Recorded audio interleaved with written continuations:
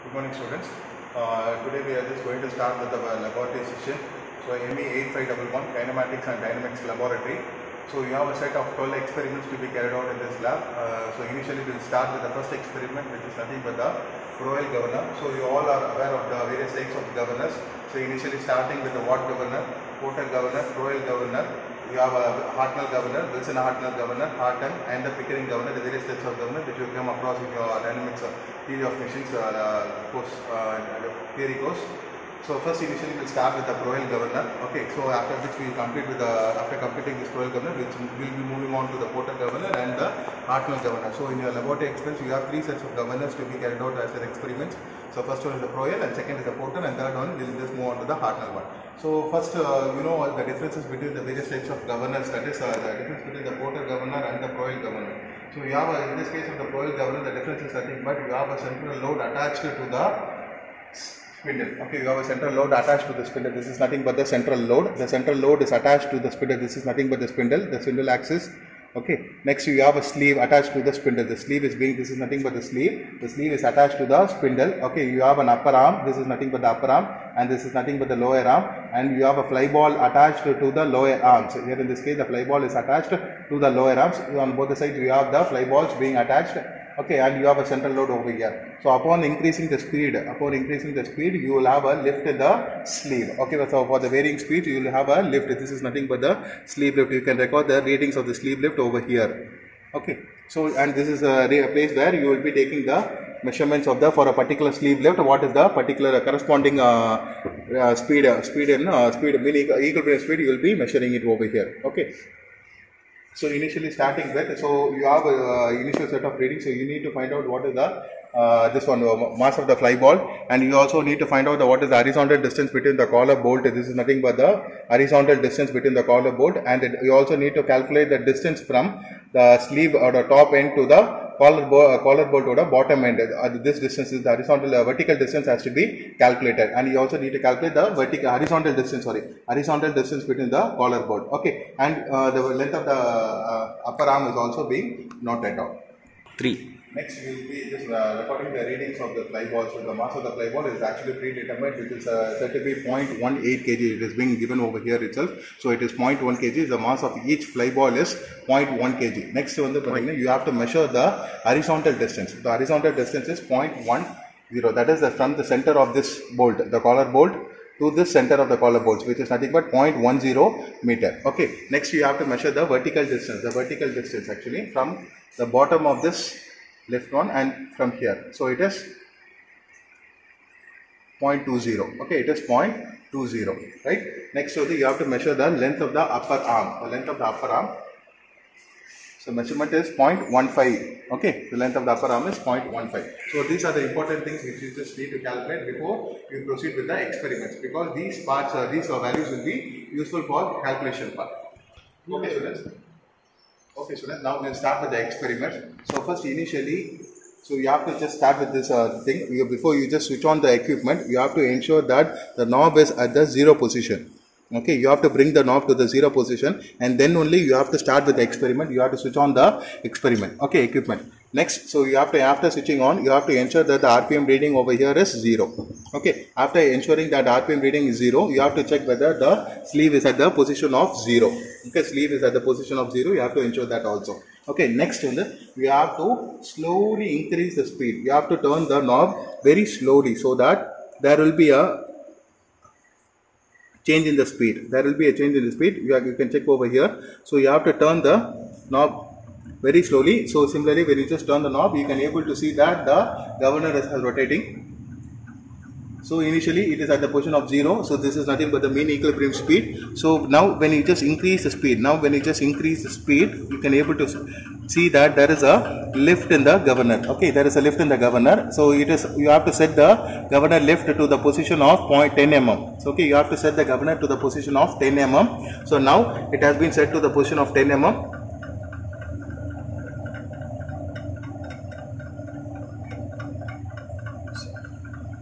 So it is being set to the position of 10 mm. Now you need to, so you can able to see over here. So 10 mm, the sleeve height is set to the position of 10 mm. Now you have to check with the reading. What is the reading in the RPM meter? Okay, so it is nothing but nearly around 212 RPM. Okay, so you need to note down that. Okay, you need to note down that in the rotational speed in RPM it is being given. So that you need to note it down in the 212. Next for the sleeve lift you have to write it down 10 mm. So 10 into 10 power minus 3 meter. Okay, next you have to again move the position to the 20 mm. Okay, move the position of the sleeve lift to the 20 mm. Set it to 20 mm.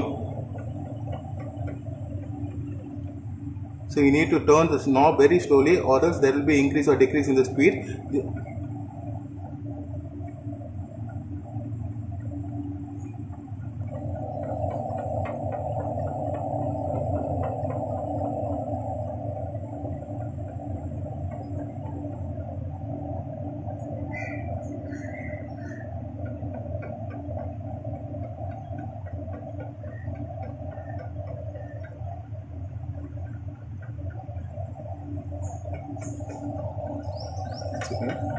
Able to see that it is being set to the position of the height of 20 mm, and now you need to start recording the value in the RPM meter. So it is 212 RPM. Okay, there will be a slight variation only. Okay, so similarly for a 30 mm, 40 mm and 50 mm, you just need to increase the sleeve lift. Okay, and then you have to proceed with you have to enter into the tabular column, and then you have to proceed with the calculation part. The first experiment which you saw is nothing but the Proel governor. So the experiment number 1 is nothing but the Proel governor. Okay, so the aim of this Proel governor is to determine the characteristics curves of the Proel governor. Okay, so we need to determine the characteristic curve of the Proel governor. So the characteristic curve is nothing but the graph. You need to draw the graph between displacement versus speed and the controlling force versus radius of rotation. The formulas used for the calculation part is the controlling force F is nothing but m omega square r, where m is nothing but the mass of the fly ball, okay, in kg. Omega is nothing but the angular velocity, which is nothing but 2 pi n by 60 radians per second. Omega is radians per second. Unit is, and r is nothing but the radius of rotation. R is nothing but the radius of rotation, which is nothing but the distance from the center of the ball to the center of the axis of rotation. Okay, so when you just so the initial observation which we made is nothing but the mass of each ball. The mass of each ball which we made is 0.1 kg, 0.18 kg. Okay, so the horizontal distance between the collar bolt is nothing but 0.1 meter. Okay, the vertical distances which we noted down is nothing but 0.2 meter. The vertical distance between the collar bottom and the sleeve top at rest, which is nothing but 0.2 meter, and the length of each upper link is nothing but 0.125 meter. Once again, or we'll just take it out. So it is 0.145 meter. Okay, so the length of each upper link is 0.145 meter. Okay, so the initial set of readings which you just taken is nothing but for a rotational speed of for a sleeve lift of 10 mm, right? So in terms of meter, we just need to write it down.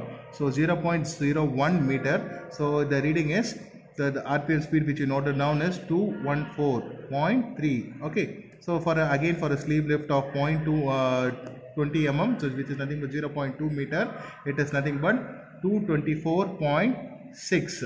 Okay, and again for 30, it is 30 mm sleeve lift, it is 229.7, and similarly for 40 mm sleeve lift 0.04 meter, it is 237.9. Okay, so these are the readings which you have just taken out. So for 50 mm sleeve lift, so reading at the RPM speed is 246.8 mm. Okay, so first is after just noting our we have just noted down the readings initially which have just taken out. So 5 set of readings for 10 mm sleeve lift, 20 mm sleeve lift, 30 mm sleeve lift, 40 mm sleeve lift and 50 mm sleeve lift. What are the corresponding rotational speed values? We have just noted it down.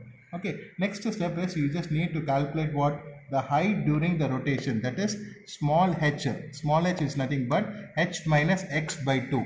So what is h? Here in this case the h is nothing but the vertical distance between the collar bottom and the sleeve top at rest, which is nothing but 0.2 meter. Okay, minus x. X is nothing but the sleeve lift in meter, which I have just taken for 5 sets. Okay, divided by 2. Okay, so for example I am just taking the calculation. So I just calculating, take the third set of reading for model calculation. So here in this case, first I just need to take down height during rotation.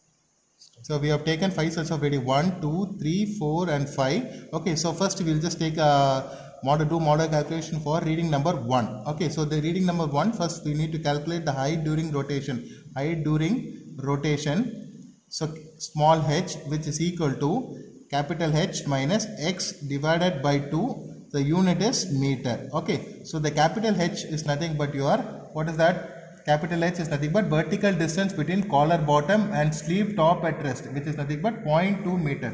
So small h is equal to 0.2 minus, what is my x value? X is nothing but the sleeve lift. So first set of reading it is 0.01. So 0.2 minus 0.01 divided by 2. Okay, the value which you get is 0.095 meter. Okay, so this is nothing but my height during rotation. So it is nothing but, so you just note it down here, 0.095 meter. Next, what is the calculation which you need to make? Angle of the upper arm. So if you just take draw the line diagram of the governor, the Powell governor, you can, for this you can able to, I just draw it over here. So this is my center axis of rotation, right?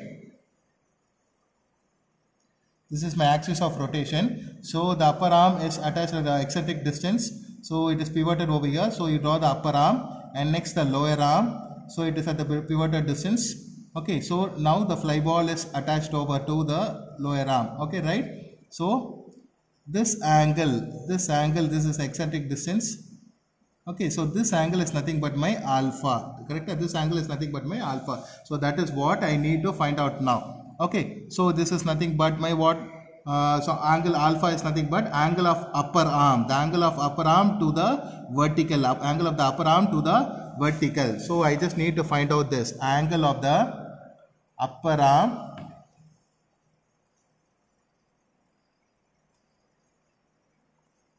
with respect to the axis or with respect to the vertical line, with respect to axis. Okay, so which is nothing but alpha, the unit is degrees. Okay, so what is the formula to determine that? So what is the formula? So alpha is nothing but, so you can able to see here, alpha is nothing but cos inverse of h by L. Cos inverse of h by L. Cos inverse of h by L. What is h? H is nothing but the height during rotation, which you just obtained as 0.095. So cos inverse of 0.095 divided by L. What is L? Length of each upper link, which is nothing but 0.145 meter. Okay, so what is cos inverse? So alpha value will become, so alpha is nothing but you will get as 49.07 degrees. Okay, so alpha is 49.07 degrees. You just note it down. Next one, you need to measure the radius of rotation. So radius of rotation is the distance from the center of the ball to the axis rotation. This distance you just need to know. So this is nothing but my radius of rotation, capital R. This is nothing but my radius of rotation, capital R. Okay, so radius of rotation, capital R,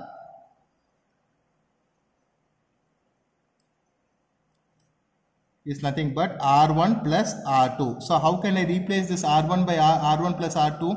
The R1 can be replaced it as D1 by 2 plus this R2 can be replaced as L sin alpha. L sin alpha. So what is this D1? D1 is nothing but the horizontal distance between the collar bolts. So horizontal distance between the collar bolts, what we just took, it is nothing but this distance. So this distance we have just taken, this is nothing but the horizontal distance we just saw. So this is nothing but D1, right? So I need to find out this distance, the eccentric distance. This one I need to find out. Okay, so this distance is, it can be written as D1 by 2. That's what I have written it here as D1 by 2. Next, this R2, I just need to find out the remaining distance. So this distance I have just calculated it to be R1, and this distance I need to find out, I just noted down as R2. So in the R2 so it is nothing but this distance, it will be equal to this distance. So we know the value of alpha. So alpha kandupidichachu, adhe nerathila h kandupidichachu. So substituting that, I can write it as, that is L, the length of the upper link. This one is known, the L value is known and the alpha value is known. So this can be written as L sin alpha, correct? It can be written as L sin alpha. So I can replace R2 as L sin alpha. So substituting here, so D1 value, what is the D1? Which is nothing but 0.1 divided by 2 plus L. L is nothing but length of upper link, which is nothing but 0.145 into sine alpha. Alpha is 49.07 degree. So what is the radius of rotation I can get? So 0.1595 meter. So upon calculating, you get it as 0.1595 meter. Okay. So I just noted down over here 0.1595 meter. Okay. Next you need to calculate the omega value. Omega is nothing but the angular velocity.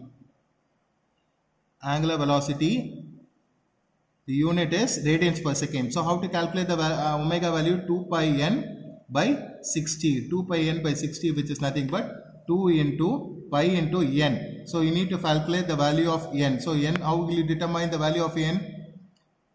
Once again. So corresponding speed. What is the speed value I have gotten? I have just got it as 214.3 divided by 60. Okay, which is I just note down. So I can get the value of omega as 22.49 radians per second. 22.49 radians per second. So I just note it down over here in the tabular column, 22.49. Now I need to calculate the controlling force. Controlling force, what is the formula? So you can able to see the controlling force F is equal to m omega square r. So F is equal to m into omega square into r. Okay, so what is the m? M is nothing but the mass of the each ball. Mass of each ball is nothing but 0.18 into omega value we have just calculated as 22.49. 22.49 the whole square into the radius of r is nothing but your radius of rotation. So capital R. So R is nothing but radius of rotation. We have just calculated it to be 0.1595. 0.1595. So what is my controlling force I will get? So upon calculation I will get it as 14.52 Newton. So unit is Newton. So controlling force F is nothing but 14.52 Newtons. Okay. So after calculating this, so now we have just calculated the controlling force as 14.52 Newton. So you just need to enter into the table column for the 14.52 Newton. Okay, similarly we need to do the remaining sets of values. You just need to calculate the height during rotation, the angle of the upper arm, the radius of rotation, angular velocity, and the controlling force for the remaining 4 sets of readings. Okay, so after just calculating all these tables, entering into the table column, we just need to draw the graph. So as I said in the beginning, so you need to draw two graphs. One is nothing but the displacement versus speed. So displacement in the x-axis and the speed in the y-axis. Similarly, here the controlling force versus the radius of rotation. Controlling force in the x-axis and the radius of rotation in the y-axis. Okay, so I just draw it roughly over here. So first x-axis, in the x-axis, the displacement you need to draw. So displacement values you just need to enter. Displacement versus speed. Okay, the y-axis it is speed. Similarly, the other graph is for the controlling force versus radius of rotation. The x-axis you need to mark the controlling force, the x-axis, and the radius of rotation values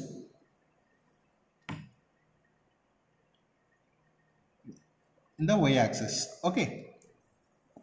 Okay. Now, so for the first graph, so displacement. So you just got the displacement values over here. The displacement is nothing but the sleeve lift. Okay, so we just obtained to be 10 mm, 20 mm, 30 mm, 40 mm and 50 mm. Okay, so just that you need to mark it over here. So 10, 20, 30, 40 and 50. Okay, next to this. So now in the speed, you need to plot it over here. The values which you just obtained here at the rotational speed, this value is the 214.3 RPM, 224, 229, 237 and 246. So similarly, correspondingly, you can take the values respectively. Okay, so initially I start with 210, 212. So how much the variation? So 220 I can take, or 215. So 220, 225, 230, 235.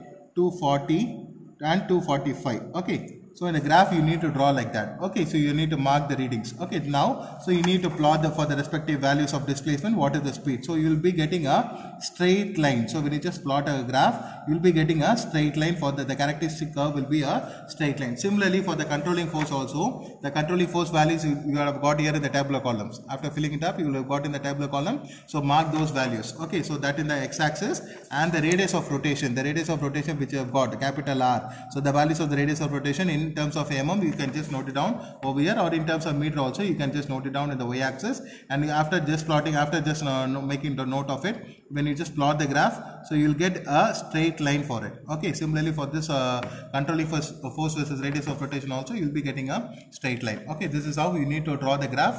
You can just proceed with that.